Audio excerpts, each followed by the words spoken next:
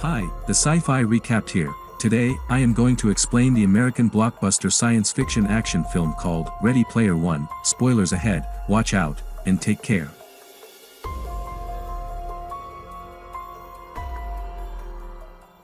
In the year 2045, the real world is a harsh place. The only time Wade Watts truly feels alive is when he escapes to the Oasis, an immersive virtual universe where most of humanity spends their days. In the Oasis, you can go anywhere, do anything, be anyone. The only limits are your own imagination. The Oasis was created by the brilliant and eccentric James Halliday, who left his immense fortune of $500 billion in total control of the Oasis to the winner of a three-part contest he designed to find a worthy heir.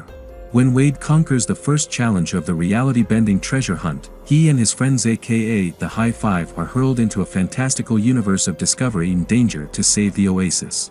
The movie opens in a place called the Stacks, in Columbus, Ohio. In the year 2045, the low-income community is filled with a number of precariously stacked trailers and vehicles, where Wade Watts lives with his Aunt Alice and her boyfriend Rick. With the real world in such an impoverished state and no one really caring to do anything about it, Wade finds himself like millions of people, escaping into the Oasis, ontologically anthropocentric sensory immersive simulation, a virtual reality world where people can enter as avatars to play video games, entertain themselves and seek pleasures they can't find so easily in the real world. Created by James Halliday and Ogden Morrow of Gregarious Games, the Oasis is a place where one can do anything and be anyone. However, like a video game, if you accumulate stuff in the Oasis and your avatar dies, you end up losing everything. Wade's avatar in this world is named Parzival, and he frequently interacts with each, a huge muscular mechanic, as well as the samurai Dado and fighter show, although he has never met any of them in person. One of Wade's hobbies is trying to decipher a contest that James Halliday created before he died. After his death, a video was sent out, telling how he had hidden an Easter egg within the Oasis. There would be 3 challenges to win, presided over by Halliday's avatar, Anorak the All-Knowing, each one having a specific key. Whoever gets all 3 keys and receives the egg, would inherit Halliday's personal fortune of $500 billion, and gain total control over the Oasis. While many egg hunters have teamed up to search, Wade mostly searches on his own. Their main competition comes from Gregarious Games' main competition, IOI.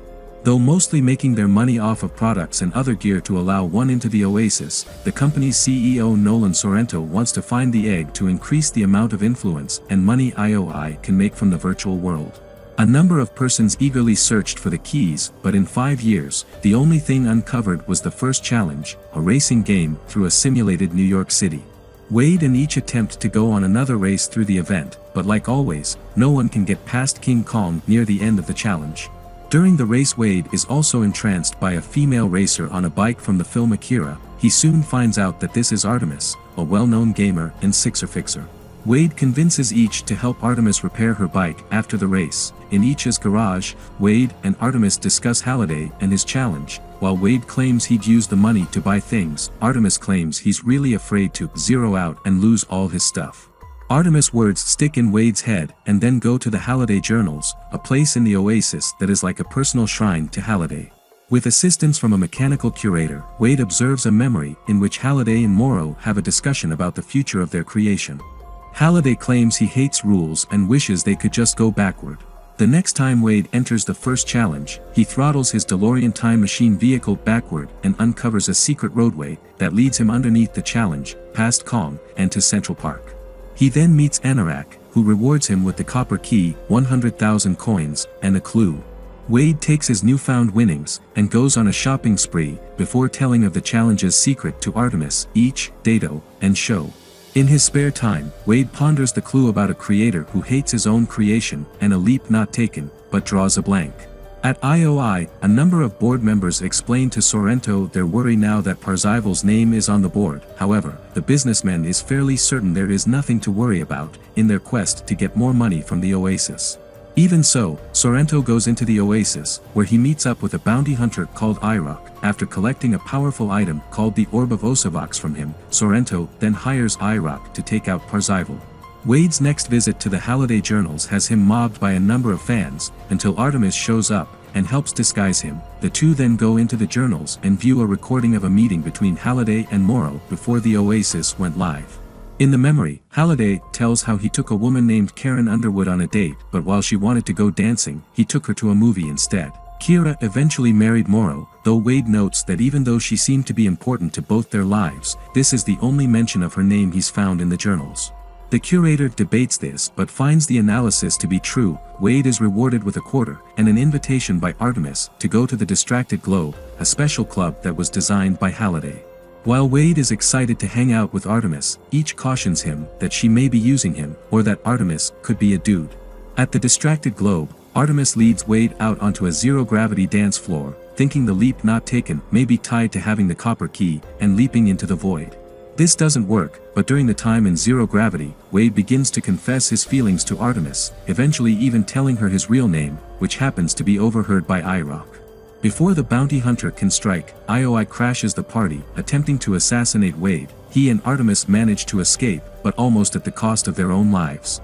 Artemis confesses how her father died in an IOI loyalty center, trying to pay off debt, and that she can't afford to be distracted from trying to find the egg, and possibly stopping further harm happening to others.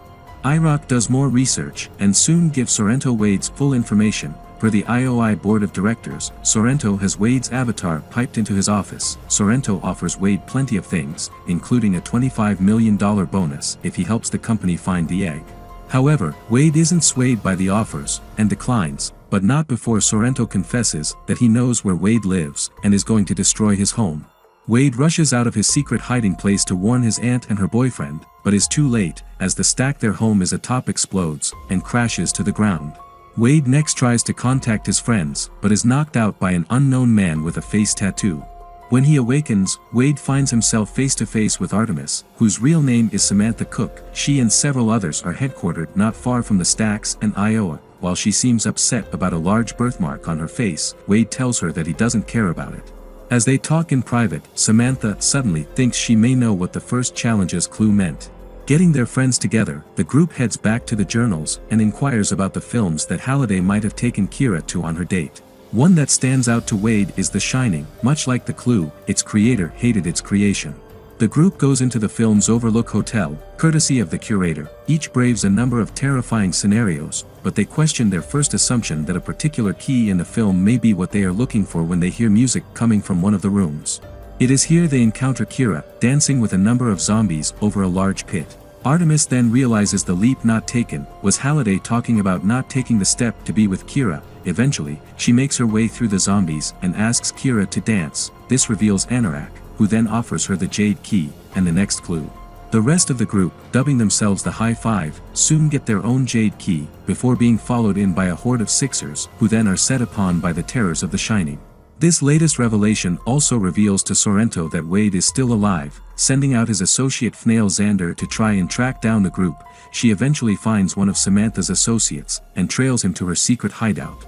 Wade attempts to get Samantha to escape with him, but she sacrifices herself so he can get away, and alerts their friends to help him. Fnail then confronts Samantha and claims that IOI is now in possession of her outstanding debts, earning her a ticket to the one place the girl fears most, IOI's loyalty centers. Meanwhile, Wade has been found and picked up by his friends. Each helps him escape in a modified postal truck, where he meets Dado and Sho. During this time, IOI cracked the third challenge and determined it leads to Castle Anorak, on Planet Doom in the Oasis. It is here the final challenge is revealed, an Atari 2600 with every game ever made for the console, but only one will unlock the final key. Sorrento then has the Orb of Osavox activated, shielding the castle from anyone getting in, while a number of Loyalty Center employees, including Samantha, set explosive charges outside the front entrance of the place. To save Samantha, Wade tells each what he recalls of Sorrento's office, and they create a digital double of the place, hijacking his online feed before he can return to the real world. Sorrento gives the group information on Samantha's workstation, and they manage to get her out. However, knowing what IOI has done to the castle, she stays in the facility, and tries to find a way to undo the orb. Wade and his friends then broadcast a message across the oasis, telling of what Sorrento has done, and requesting those who believe in what's right, come to Planet Doom to help them.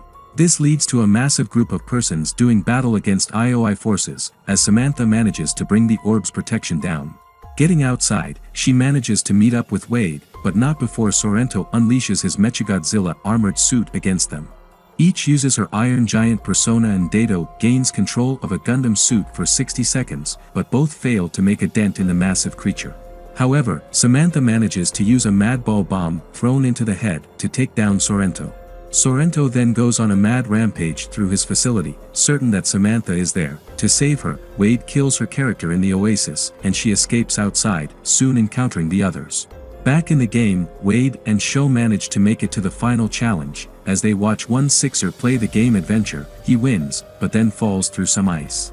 Wade claims he knows how to get the final key when Sorrento and Irock show up. Sorrento makes one more offer to Wade, but threatens to unleash a weapon called the Cataclysm that will wipe out every avatar on Planet Doom. Wade attempts to stop the madman, but he sets off the device. In the aftermath, Wade finds out he is still alive. Apparently, the quarter the curator gave him was an extra life token. Wade then begins to play Adventure, and the Oasis then begins to broadcast what he's doing.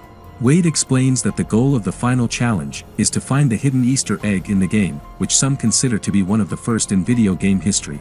This reveals Anorak and the final crystal key. It is at this point that IOI and their forces have found each and her truck. Wade calls out to anyone in the area to meet them at the stacks. In the Oasis, he manages to unlock a large door with his keys and is then given papers to sign, but hesitates. Wade claims this is similar to when Halliday made Morrow sign over his shares of the company. When Wade refuses to sign, Anorak becomes Halliday, and the chamber becomes Halliday's childhood room. The room contains a special button that, if pressed, will erase the entire Oasis. Halliday also gives Wade the Easter egg, while telling him that while the virtual world can be good from time to time, the real world, and interacting with real people, is just as important. The group makes it to the stacks, but not before Sorrento knocks them off balance. He almost kills them. When he sees the glint of the Easter egg in Wade's VR goggles, it is at this time that the police arrive and arrest Sorrento and Fnail.